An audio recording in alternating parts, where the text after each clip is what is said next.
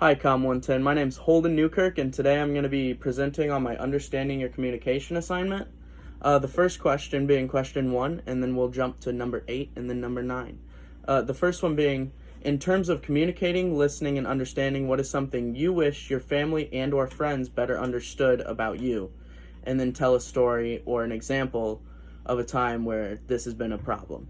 So I have very little volume control. I'm either super duper loud and talking above everyone around me, or I am mumbling under my breath. There's really no in between. And my family doesn't get that I have no volume control. I'm always consciously trying to check my volume and see if I'm being too loud or if I'm being too quiet, but it really doesn't help. If I get excited, angry, and sometimes just randomly, I'll be yelling, and it's just not necessary, but I don't realize it at all.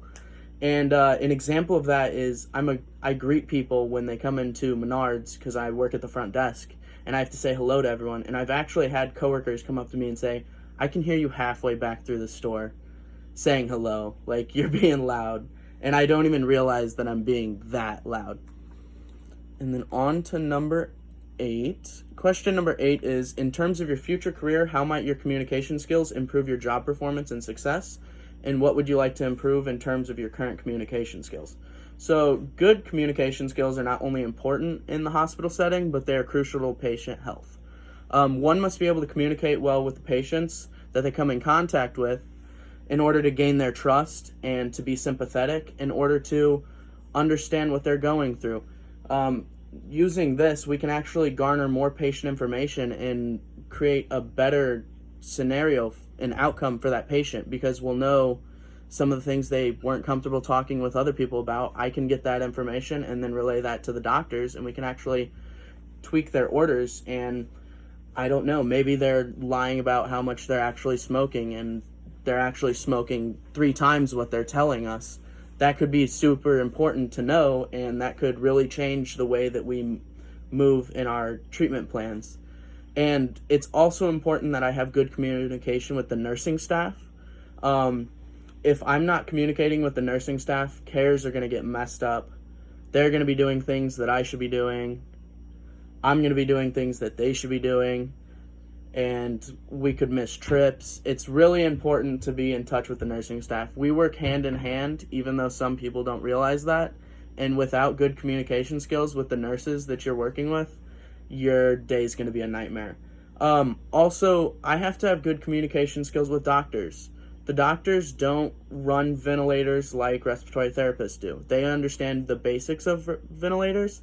So I have to be able to go in and discuss with the doctors why I want to make changes to ventilator settings, how this would benefit the patient, and physiologically why this is important and why we should be doing these things. And if I'm not clear in my communication with them, my patients aren't going to get the correct care that they need.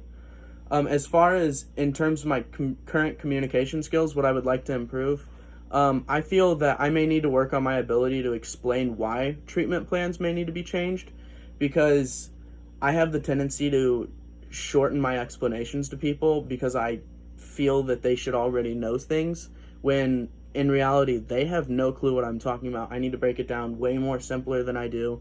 And I also need to do this and be able to explain things without coming off as insulting or sounding like a know-it-all, because that's one of those things that I do have troubles with. And the last thing I have to present on today is number 9. The question is, good communication added to community engagement can make significant differences. What is a current problem or challenge, locally or worldly, that you are passionate about and would like to see changed? And how can you make a difference with this problem? And how are you currently doing so? Or what are your plans? As you all know, even though this is already an online class, we have completely gone online as a campus due to the global pandemic known as COVID-19. COVID-19, everyone is saying we need more ventilators and we need more respiratory therapists, which is funny because I'm trying to graduate so I can get into the field, and I've already known that we need more respiratory therapists, but it's taking a global pandemic where ventilators and the people who run ventilators are necessary and needed more than ever for people to realize this. So I've already talked to other people who are interested in healthcare, and I like to put out the good word about respiratory therapy. It's a great starting place in healthcare. It's only an associate's degree, but you are such an important piece of the workforce in the hospital. You're running life support.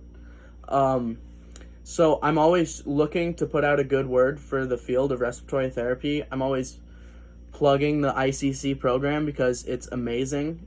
They will teach you everything you need to know in order to be a sufficient respiratory therapist. Not only sufficient, but an excellent respiratory therapist. If you pay attention, you will be one of the best respiratory therapists in Illinois, point blank.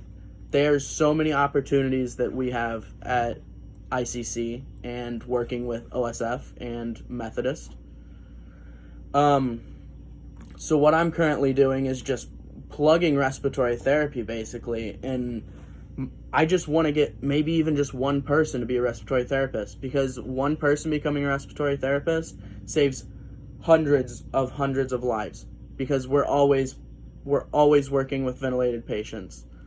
And maybe even that person will go on to get one more person to be a respiratory therapist. So there's even more lives that we've saved, just because I think that this profession is very, very important, and we are currently seeing with the COVID-19 pandemic that we are super necessary and essential to the hospitals. So anything I can do in order to plug my current profession is going to be happening. Thank you for listening to my Understanding Your Communication assignment talk. Thank you.